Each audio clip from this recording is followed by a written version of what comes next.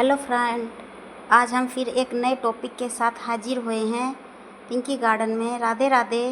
ये देखिए, आज हम हर्बल खाद के लिए बताते हैं। ऑर्गेनिक हर्बल इसलिए कि ये पेड़ पौधों से बनी हुई है, और ऑर्गेनिक इसलिए कि ये घर की बनी हुई खाद के तरह ही है।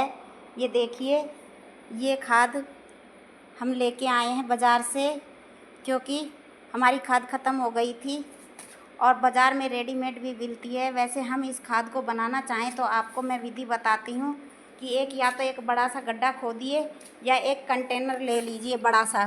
उसमें किचन वेस्ट आपकी और सब्जियों का गोबर की खाद की परत, सूखे पत्तों की, मिट्टी की। ये देखिए फ्रेंड्स, ये गीली है, इसको देखिए, ये गीली है। इसमें हम रेतीली मिट्टी मिलाकर इसको यूज में लेंगे। और मैं ये पहली बार लाई हूँ, मुझे ये कुछ कम ही पसंद आई है। जो मेरी घर की खाद मेरी ज़्यादा अच्छी होती है, जिसमें मुझे मालूम रहता है कि मैंने क्या मिलाया है। ये कुछ अजीब सी है। ये देखिए, मिट्टी के ये बन जाते हैं। मेरी घर की खाद अच्छी सूखी बुरबुरी होती है फ्रेंड्स। तो मैं बताती हूँ कि हम इसे उत्तम कैसे बना सकते हैं। घर की खाद ऐसी ही सेम जैसे ही इसमें बताया है, लेकिन ये बहुत अच्छी है फ्रेंड्स।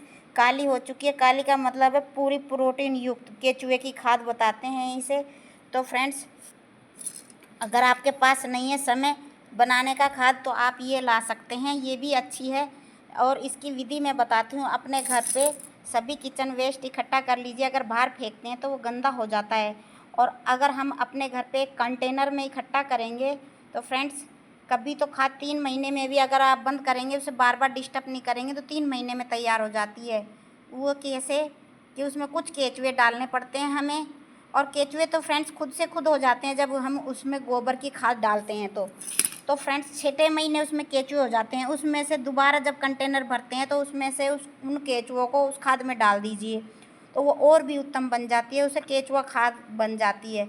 तो उसमें केचुए खाद में यही सब अपना घर का ही वेस्ट डलता है। जैसे पेड़ों के पत्ते हैं, नीम के पत्ते, या अपना गार्डन के जो भी पत्ते वेस्ट कचरा निकलता है, वो उस कंटेनर में डाल दीजिए। या एक कंटेनर नहीं है आपके पास, अगर ज़मीन है तो आप उसी गड्ढे में डाल दीजिए फ्रेंड्स। और उस खाद को जब तक ना खोलिए कि अपना टाइम पीरियड हो कि 6 महीने का या 3 महीने का। फ्रेंड्स, आपके पोट के अनुसार, अगर आपका पोट बड़ा है तो आपको 6 महीने लगेंगे। अगर और ज़्यादा बड़ा है, जैसे 200 लीटर का पोट है आपका, तो फ्रेंड्स उसको 1 साल लग जाएगा। और आप मटके में बनाते हैं तो आपका 6 महीने में बन जाती है मटके में, क्योंकि मटका अपना पानी बाहर ऑब्जर्व करता रहता है फ्रेंड्स। तो इसलिए आप मटके में बनाइए, बहुत अच्छी खाद बनेगी। गड्ढे की बिल्कुल तरह मुकाबले, यानी बिल्कुल उसी तरह जैसे गड्ढे में बनाते हैं। तो फ्रेंड्स, मटके में एक हीट अलग से बनती है, और आप हीट से बचने के लिए मटके में छेद भी कर सकते हैं फ्रेंड्स, क्योंकि उसमें खाद में हीट्स ज़्यादा होती है। आप एकदम से सावधानी से, या तो गाड़ी अगर छेद नहीं करते हैं तो वो जल्दी भी बनेगी आपकी। अगर छेद करते हैं तो आप हीट से बच जाएंगे, क्योंकि खाद में बहुत ज़्यादा हीट होती है, उसी से खाद गलती है फ्रेंड्स। तो फ्रेंड्स, खाद के बारे में आपको मैंने बताया है। अगर कोई दिक्कत हो, कोई परेशानी हो, तो आप मुझसे पूछ सकते हैं मेरे चैनल पे। तो फ्रेंड्स, मैं आपको बता दूंगी विस्तार से। और कोई भी प्रॉब्लम हो गार्डन के बारे में, आप मुझसे पूछ सकते हैं फ्रेंड्स। ऑर्गेनिक खाद तो मैंने आपको बताई है, इस तरीके से आप बना सकते हैं। आप दूसरी जगह कचरा फेंकेंगे तो गंदगी करेगा, और आप अपने किचन के लिए उसको स्टोरेज करके रखेंगे तो ऐसी बढ़िया उत्तम खाद जो बाज़ार से नहीं खरीदनी पड़ेगी, फ्री की बन जाएगी फ्रेंड्स, आपकी केचुए की खाद। अब फ्रेंड्स, इसमें सब चीज़ मिली हुई है, राख भी मिली हुई है, गोबर की खाद भी मिली हुई है। आप इसे डायरेक्ट भी पॉट में भर सकते हैं, लेकिन मैं इसको पहली बार यूज में ले रही हूँ तो रिस्क नहीं ले सकती फ्रेंड्स। इसमें मैं बूढ़ा मिट्टी ज़रूर मिलाऊंगी। हमारे यहाँ बूढ़ा मिट्टी बोलते हैं रेतीली मिट्टी को फ्रेंड्स। उसमें कुछ मिट्टी, दोमट मिट्टी मिलाऊंगी।